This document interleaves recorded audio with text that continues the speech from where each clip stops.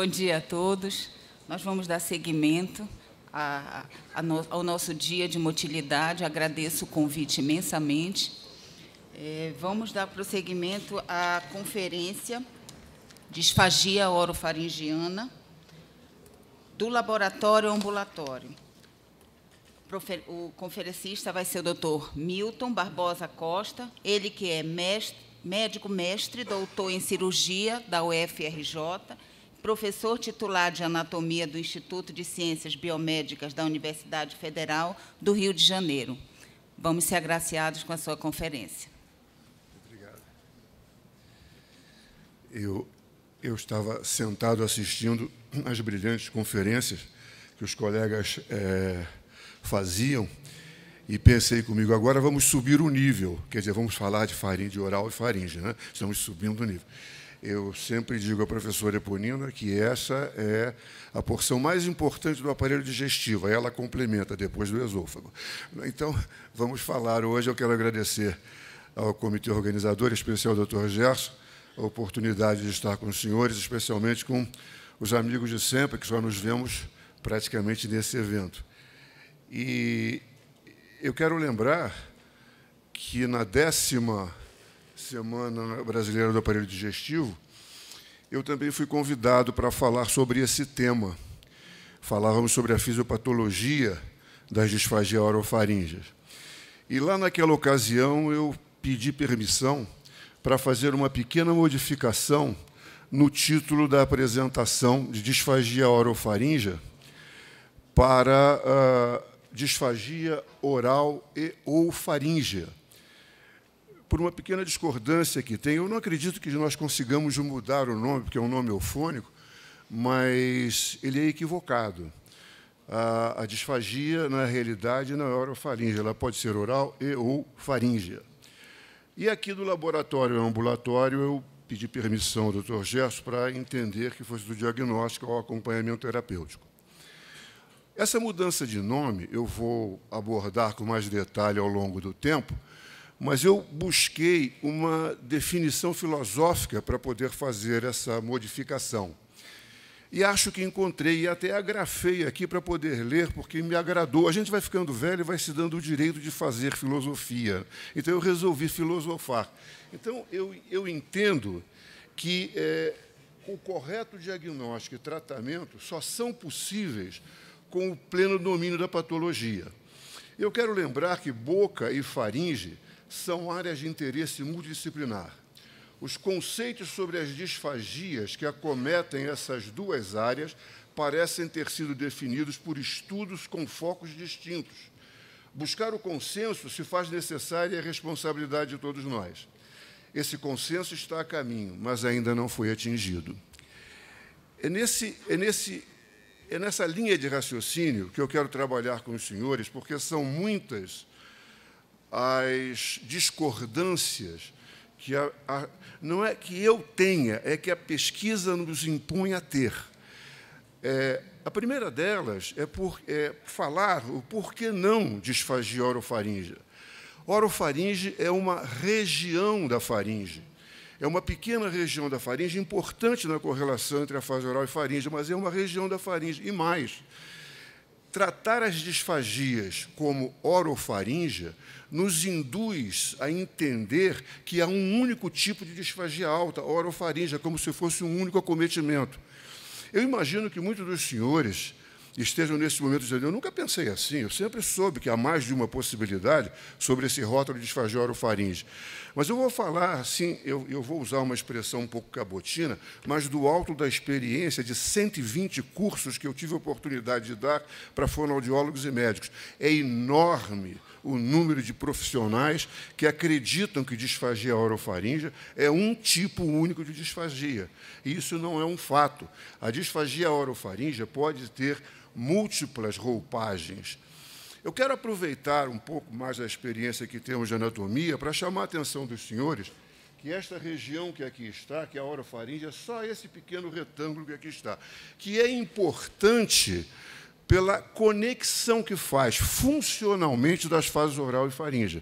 É nessa região inervada pelo glossofaríngeo que vão estar os receptores que vão perceber a transferência pressórica da cavidade oral para a faringe. Então, ela é responsável, a fase oral, por elicitar a fase faríngea, mas são entidades distintas, têm fisiologia, têm morfologia, têm função totalmente distintas. Foram chamadas de altas por posição, não por unidade. E é por essa razão que nós temos proposto que entendamos como disfagia oral e ou faríngea, porque, na realidade, são 3 as possibilidades. Eu posso ter uma disfagia primariamente oral, posso ter uma disfagia primariamente faríngea e, com alguma frequência, quando nós temos um distúrbio muscular, o neuromuscular, nós podemos, aí sim, ter uma disfagia de acometimento simultâneo, oral e ou faríngea. Então, eu tenho, pelo menos, 3 possibilidades básicas. Uma quarta consideração eu quero me permitir fazer, que é esta que eu transcrevo aqui ao final, que é ainda necessário considerar que as disfagias altas podem ter seus desarranjos devido a causas distintas, a causas associadas. Nós fomos treinados nos nossos cursos médicos a correlacionar todos os sinais e sintomas com uma doença única. As disfagias fazem exceção. É muito frequente termos mais de uma causa associada na geração dos distúrbios. E isso nos passa desapercebido. Eu vou explorar isso um pouco melhor mais à frente, porque eu quero mostrar agora essas disfagias se caracterizam por as primárias orais, que se caracterizam quase sempre por distúrbios que vão afetar alguns dos estágios da fase oral, ou a fase de preparo, ou a fase de qualificação, mais raramente, por isso eu a sublinhei, embora possamos ter uma disfagia por paralisia frígide do 7º nervo, uma lesão iatrogênica, mas é mais raro. Mas a disfagias por alterações do preparo, da organização e da rejeição são extremamente frequentes. São esses exemplos que eu estou colocando aqui de um paciente que tem uma prótese que escapa sistematicamente e ele usa a língua para fixar a prótese. Então, ao tempo que ele prepara, o conteúdo vai escapando para a faringe sem que ele ejete esse conteúdo. Ele só vai deglutir posteriormente. E esse é um paciente que tem dificuldade de deglutir por um desarranjo da fase oral. Pura e simplesmente, a fase faríngea está perfeitamente normal. Ele tem uma enorme reabsorção óssea e uma prótese que escapa. Isso justifica a sua disfagia. Aqui também escapes intraorais que não são incomuns fora das doenças neurológicas. Há uma reabsorção óssea, próteses também podem produzir isso, e quando ele vai ejetar, escapa. E, eventualmente, pode ter, inclusive, uma penetração, o que não é sistemático, mas pode ocorrer. Esse tipo de paciente, com esses desarranjos, com esse escape intraoral, pode não ter nenhum comprometimento da faringe e ter uma disfagia primariamente de causa oral. E o seu tratamento depende dessa compreensão de que ela é oral. Não se trata genericamente, tem que se abordar aquela disfagia que está se vendo na fase oral. Disfagias por comprometimento primário da fase faríngea. Aqui, essas disfagias se devem, mais comumente, a uma ineficiência da elevação iularíngea ou de restrita abertura da transição faringoesofágica, que podem ocorrer sem qualquer comprometimento da fase oral. Podem ser independentes. É o que nós estamos vendo aqui em um paciente operado para estabilização da coluna cervical e aumentou, assim, a relação entre a coluna e a laringe e criou um obstáculo à passagem do fluxo. Esse paciente foi encaminhado ao psiquiatra porque resolveu reclamar que ele passou a ter disfagia depois da cirurgia. E a equipe cirúrgica disse, mas nós não lesamos absolutamente nada. Ele voltou a reclamar e acabou sendo encaminhado para a psiquiatria. E isso se resolveu com fonoterapia, deglutição de esforços repetidos, e ele acabou vencendo a resistência.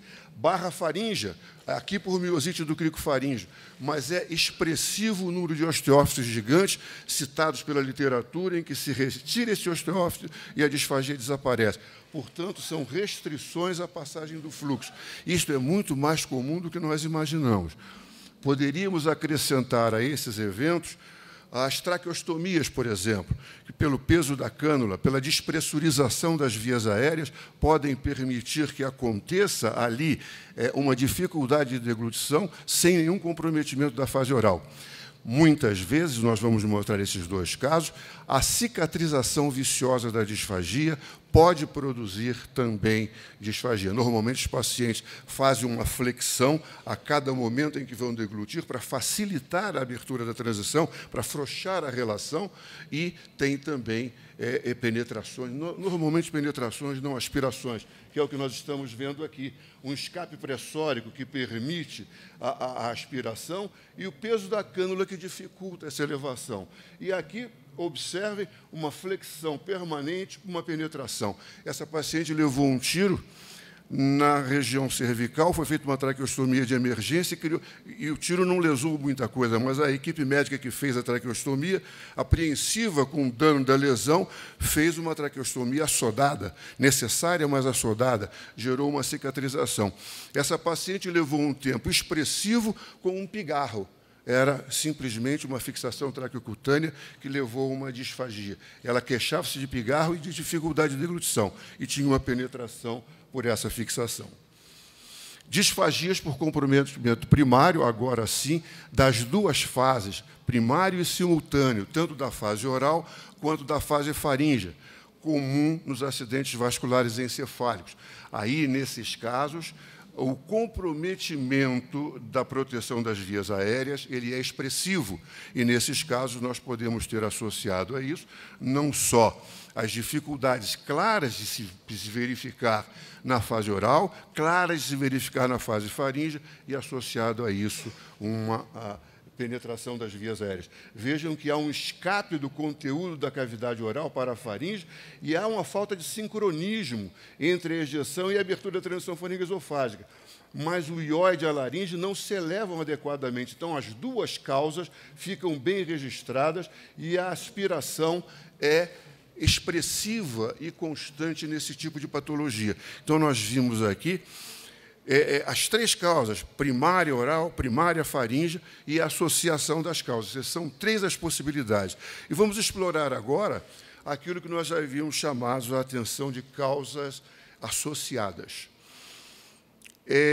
A disfagia vem sendo considerada como um sintoma. Para que nós percebamos isso, o primeiro passo é deixar de considerar as disfagias como um sintoma. As disfagias são muito mais do que um sintoma, e eu não sou o primeiro a dizer isso. Ela é uma síndrome de múltiplas etiologias. E essa síndrome, a disfagia como síndrome, com vários sinais e sintomas, nos faz considerar as disfagias, nos levam a julgar que todos os elementos do quadro clínico sejam de responsabilidade da doença diagnosticada como de base, em especial se ela for neurológica. Nós tivemos a oportunidade de fazer um trabalho no Hospital Universitário Clementino Fraga Filho, em que 17 pacientes com doença de Parkinson tinham também disfagia. Todos eles estavam sendo tratados pura e simplesmente para a doença de Parkinson, e a disfagia continuava presente, mesmo sem sintomas da doença, sem rigidez, sem nada, à exceção do tremor. 16 tinham causas associadas que passaram desapercebidas, só visibilizadas através da videofluoroscopia.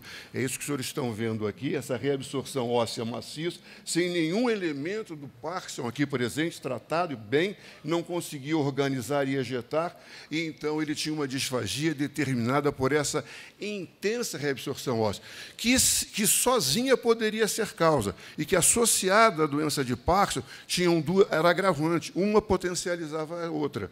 Tratou-se a doença de Parkinson, mas a disfagia continuava presente, porque ele tinha uma causa associada que passou desapercebida. Diferente desse caso, que há uma rigidez, mas também há uma reabsorção óssea expressiva e uma prótese que escapa sistematicamente. Então, mesmo esse paciente que tem uma causa neurológica evidente, tem também uma causa associada, que, quando não justifica o todo da disfagia, corrobora com essa disfagia. Então, é importante que não consideremos as disfagias como um sintoma. A disfagia é quando nada uma doença, uma síndrome preferencialmente, com seus próprios sinais e sintomas, que podem ter causas múltiplas, normalmente uma ou duas, e que no idoso, já xerostômico, o idoso já, infelizmente, com extrações extensas da sua arcada dentária, tem uma reabsorção dessa monta, isso passa desapercebido com muita frequência. Eu entendo que uma das causas dos erros ou dos equívocos que nós cometemos, e aqui fica um deles evidenciado, quando nós chamamos as disfagias de orofaríngea, nós as rotulamos de altas. Podem ser altas por posição, mas nós dissemos que essas altas seriam de transferência, em contraponto com a disfagia esofágica, que seria de condução. Isso também é um equívoco. A disfagia, a fase oral e faríngea se interligam funcionalmente, mas suas funções de controle neural são distintos. A fase oral é voluntária, ela tem uma organização morfológica que lhe permite ejetar. A fase faríngea é reflexa, está associada à esofágica também reflexa. Eu não posso associar funcionalmente fase oral e faríngea, elas são distintas, no caso da disfagia. Elas têm interligação, mas não são uma consequência da outra. É o que nós vamos ver agora, nesse diapositivo, que eu não sei se os senhores perceberam, eu vou tentar reproduzir. Vejam, a fase oral vai se terminar e a fase faríngea e esofágica vão continuar concomitantemente. É só observar isso que está demonstrado aqui. Veja lá a fase oral, acabou a fase oral. A fase faríngea e esofágica se continuam. Então, essas são as fases interligadas. A oral é a única capaz de transferir valores pressóricos para a faringe. A condução é feita tanto pela fase faríngea quanto pela fase esofágica. Aqui eu tenho como que um êmbolo na fase oral que transfere valor pressórico para a faringe e que vai responder essa transferência pressórica, fechando a comunicação entre a orofaringe e a rinofaringe, protegendo as vias aéreas e abrindo a transição faringe-esofágica. Então, esse conjunto de elementos faz com que a transferência pressórica gere na fase faríngea esofágica uma resposta reflexa de condução, que é o que nós estamos vendo aqui. Eu me permitir colocar entre aspas, porque é uma tradução ipsilítere, que data de 1928, em trabalho descrito por Pomerenke, que diz que a fase faríngea ela se deve a ela seria produto de uma ejeção, eu vou ler para facilitar, seria produto de uma ejeção oral capaz de produzir sobre a fase faríngea um bem coordenado processo involuntário capaz de conduzir o conteúdo a ser deglutido com valores de pressão que se ajustam durante o trânsito pela faringe. Então, precisa ter um bolo que vai batendo na faringe para ela ir respondendo. Isso é um contrassenso. Nós podemos deglutir sem ter qualquer bolo físico na boca. Eu posso pedir aos senhores que deglutam como se tivesse um iogurte na boca ou como se tivesse uma carne fibrosa, e eu vou responder com a minha fase faríngea exatamente igual como se eu tivesse esse conteúdo na boca. Então, a fase faríngea não depende do conteúdo a ser ejetado, e sim do valor pressórico a ser transferido para a faringe. É o valor pressórico que determina a resposta faríngea. Então, a fase oral se interliga à fase faríngea por determinação pressórica. Como nós agora somos uma sociedade de motilidade digestiva e neuro, então eu vou me permitir falar um pouco da neuro que rege isto, como nós acreditamos. Então, nós temos, na fase oral, uma qualificação do bolo que vai se dirigir a receptores posteriores, chegam a núcleos talâmicos e vão a córtex, para daqui descer uma informação motora quantificada pela fase oral do quanto de pressão ela deve transferir para a faringe. Este é o mecanismo. Eu qualifico. Posso até fazer isso sem nada na boca. Eu peço que deglutam como se tivesse um iogurte. A resposta vem daqui, eu não preciso ter essa aferência. Eu posso fazer isso de forma voluntária. Por isso essa fase é dita voluntária e também semiautomática, porque ela pode responder a partir de neurônios de terceira ordem, sem que a córtex interfira, que é o que acontece normalmente quando nós estamos nos alimentando. Mas posso fazer isso por interferência consciente. E é isto que vai determinar a fase oral, quando eu estou me alimentando, o quanto de pressão eu preciso transferir. Essa pressão agora, com o bolo na cavidade oral, ou sem o bolo, somente com valor pressório, eu vou transferir para a faringe e distender a faringe. Essa distensão da faringe é que vai informar ao tronco cerebral o quanto ele deve despolarizar. Quer dizer, ele vai receber uma informação, olha, despolarizou, essa pressão é de tanto, então ele vai responder criando uma contração muscular na faringe que determine esse mesmo valor pressório para que ela continue efetivamente. Romans publicou em 89, se não me engano, uma descrição de um fenômeno chamado linhas de retardo para o esôfago, que nós aplicamos a esse conceito, em que a distensão faríngea se faz de pronto, como um todo. E ela transfere isso para o tronco cerebral, que responde de forma escalonada. Isso seriam as linhas de retardo. Esse escalonamento permite que nós tenhamos o conjunto de músculos da faringe respondendo de forma sequencial a partir de um estímulo único. É isso que dá, isso se chamaria linhas de retardo, é isso que dá a pressão a ser transferida da faringe para o esôfago.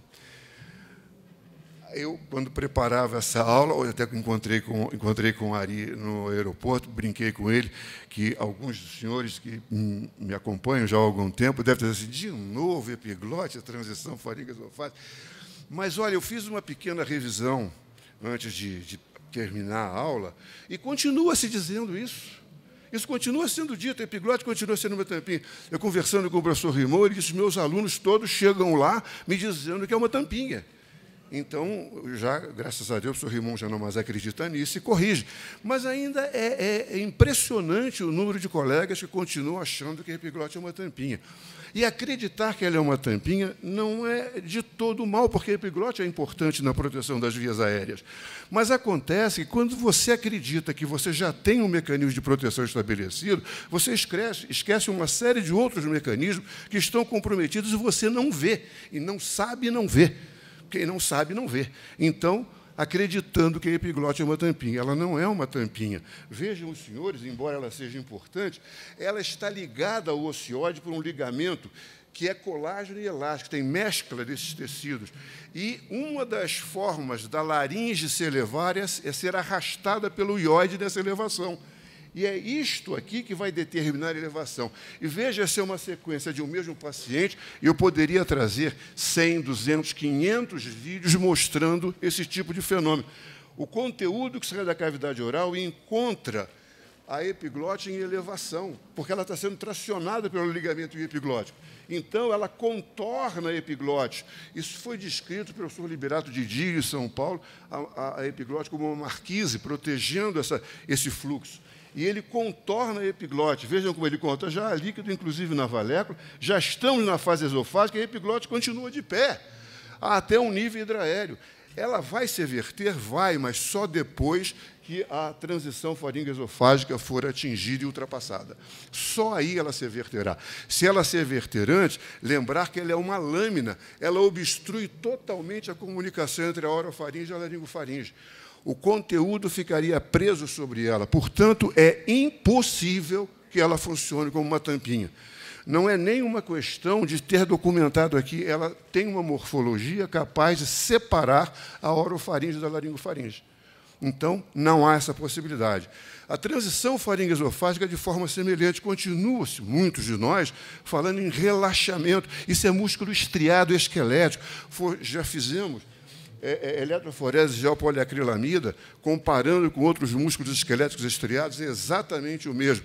Já se fez estimulação, bloqueio bloqueio por bloqueadores de cálcio, ele é músculo estriado esquelético, portanto, ele funciona dessa forma. Então, não seria razoável que eu ficasse gastando energia o dia inteiro, agora eu vou engolir, então relaxa. Então, isso não existe, não pode ser relaxamento, por essas razões todas.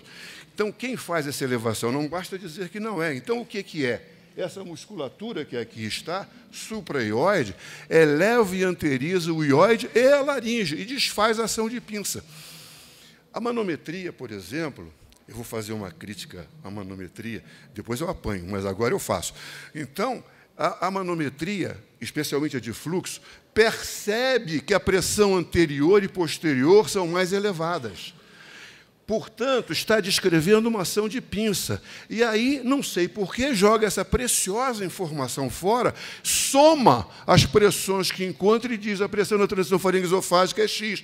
Mentira, não é X, isso é uma média. A professora Epolina tem um trabalho que mostra uma variação de 9 a 180. Me parece que se não são esses os números, é dessa expressão. Então, a manometria, à medida que ela faz da transição faringoesofágica, ela vê a verdade e erra ao fazer a soma. Então, é uma perda de informação. Então, não é um bom método para isso enquanto se pensar dessa forma. E ainda surpreendente, nos tempos que agora somos uma sociedade de motilidade digestiva e neuromuscular, que não se leve com frequência em consideração a junção estriado-lisa. Essa junção estriado-lisa é onde está o primeiro gânglio do plexo mientérico e é o ponto onde a musculatura estriada, que é da faringe, da porção superior do esôfago, transfere informação para a musculatura lisa da faringe. Nós fizemos, inclusive, um estudo no Instituto Médico Legal, onde cortamos diversos cadáveres para retirar fragmentos de esôfago não fixado, e isso é o que se encontra. Uma mescla a este nível que aqui está, que faz uma intercepção de músculo estriado e lisa, e que o corte histológico mostra músculo estriado e liso associado, inclusive, ao primeiro gânglio do plexo mientérico. Obrigado. O músculo liso é mononuclear, o músculo estriado é multinucleado. Então, fica fácil identificar nessa região. E este segmento que aqui está, nós chamamos de esôfago, mas como ele não sabe que nós chamamos ele de esôfago, ele funciona como faringe. Porque ele também é faringe, ele é músculo estriado esquelético. Então, é aqui, neste ponto, que nós teremos a transição da informação do que é esquelético e do que é liso. Aqui começaria, com bom senso, o esôfago. Não é? Porque é aqui que eu vou mudar a musculatura. Aqui eu passo a ter uma descarga de acetilcolina sobre os músculos lisos, chama-se sincício elétrico, é diferente da despolarização de unidades motoras que acontece até aqui. Então, essas coisas são todos conceitos que nós precisamos, no mínimo, discutir. Pode ser até que eu esteja errado em alguns deles, mas vamos discutir. O que está se fazendo está errado, está equivocado. Nós temos que rever esses conceitos. Quanto ao diagnóstico, me faltam 5 minutinhos, eu queria dizer que o diagnóstico e acompanhamento terapêutico das disfagias orais ou faríngeas devem ser indicado e realizado por equipe multidisciplinar. Não cabe pré-estabelecer procedimentos. Contudo, 2 exames armados se destacam no arsenal de métodos ao estudo da disfagia. É claro que sempre teremos que fazer um exame clínico criterioso, isso é fundamental. Mas os 2 únicos exames que eu entendo que têm valor significativo para o estudo das disfagias orais e ou faríngeas é a videofluoroscopia, que é de excelência, pode ser usado também no esôfago, embora no esôfago nós tenhamos visto a enorme quantidade de excelentes métodos. Eu acho que a videofluoroscopia só faria falta numa ocasião, eu e o doutor Ari já discutimos sobre isso, antecedendo a introdução de um catéter, que seria um procedimento invasivo, e se você tiver uma torção desse esôfago, de vertígio, você pode acabar criando uma iatrogenia. Então, eu acho que a videofluoroscopia esofágica teria razão para isso. Mas, na fase oral e faríngea, ela é, de fato, o gold standard. Seguido da videofaringolaringoendoscopia, que tem a vantagem de poder avaliar sensibilidade, fazer biópsia. mas na fase faríngea, a sua visão de fase oral é extremamente precária. Eu coloquei aqui a manometria que mede a pressão da transição faringoesofágica. Não. Se mudar o conceito de parar de somar, seria uma coisa excelente. Mostraria, aclararia o conceito de que há uma ação de pinça nessa região e não de esfíncter contínuo, até porque o crico faríngeo é um músculo em semilua, ele se insere lateralmente na cartilagem cricóide. Ele não tem sequer a possibilidade de gerar um vetor contrátil circunferencial. Ele depende da ação de pinça. Então, ele é só um delimitador da região. Ele é um constrictor. Ele simplesmente vai atuar também na transferência para a continuação da musculatura estriada do esôfago que está no tórax. Eu fiz uma brincadeira aos meus amigos que fazem endoscopia, defendem às vezes como bandeira, para mostrar que uma endoscopia feita nessa região deixou passar esse tumor que aqui está aparecendo na parede da faringe, porque fazia uma pequena boceladura. Então, passou sem ver a tumoração. A videofluoroscopia mostrou também a tumoração. Então, é claro que a faringolaringoscopia é um bom exame, é importante, mas, sem dúvida, não se pode fazer diagnóstico ou estudo de fase oral e faríngea sem a videofluoroscopia. É, sem nenhuma dúvida, o gold standard. Não estou levantando bandeira, daqui a pouco aparece o melhor, mas, por enquanto, ele é, sem nenhuma dúvida, o gold standard. Esse material que me foi cedido pelo professor Evaldo Macedo, em que mostra o teste de sensibilidade, pode mostrar reflexo. Então, isso a videofluoroscopia não faz. Então, isso é uma contribuição importante, pode fazer biópsia. Então, eu entendo que quem tem pode fazer, mas achar que vai resolver o problema da disfasia oral-faríngea, não vai. Ele não vê. Ele usa a fase oral um fade-out. Quer dizer, eu não vejo nada e aí eu digo que a fase oral está funcionando. Não é verdade. Eu acho que isso precisa ser repensado. E o tratamento também por equipe multidisciplinar. Eu vou terminar nesse slide, porque eu não posso fazer uma previsão diagnóstica. Eu preciso fazer a terapêutica da doença associada, seja ela neurológica, seja ela qual for, eu preciso ter uma parceria, eu preciso ter no meu grupo alguém que entenda melhor do que eu daquela patologia, para que a gente discuta dose, tratamento, o que vamos fazer. Terapêutica odontológica, fundamental. Na minha equipe, eu tinha 3 odontólogos. É fundamental isso. É eles que vão ver se você precisa fazer uma prótese, como é que você vai fazer, se vai fazer implante, o que será feito. A reabsorção óssea. Eu tive o privilégio de viajar para o interior do Brasil e você encontra, às vezes, numa praça, um prático extraindo dente. Isso ainda existe nos centros. Se você chega no hospital, qualquer hospital do Rio e São Paulo, não estou falando interior só, não, Rio e São Paulo, com dor de dente, provavelmente o odontólogo vai querer arrancar seu dente. Não quer tratar, quer arrancar. E dente é uma estrutura vital, é fundamental. Eu não posso permitir essa reabsorção óssea que nós estamos vendo nesses casos todos. Isso não é só os casos que eu trouxe, isso é as centenas de reabsorção óssea, extração desnecessária que geram esse quadro e que produzem disfagia. Então, isso é um conceito importante. A fonoaudiologia cada vez mais presente, com manobras, especialmente, e atividades de exercícios, isso é uma verdade, isso melhora aquele paciente que foi... Vou parar, prometo. Vou parar. Foi só você que tirou 0, não. Acabei de tirar o meu. Viu, Nelson? Também tirei o meu 0 agora. Então, aquele paciente que nós vimos com aquela incrível reabsorção óssea, ele teria que ser revisto. Não é visto, vai ser, em suma, preciso se rever isso.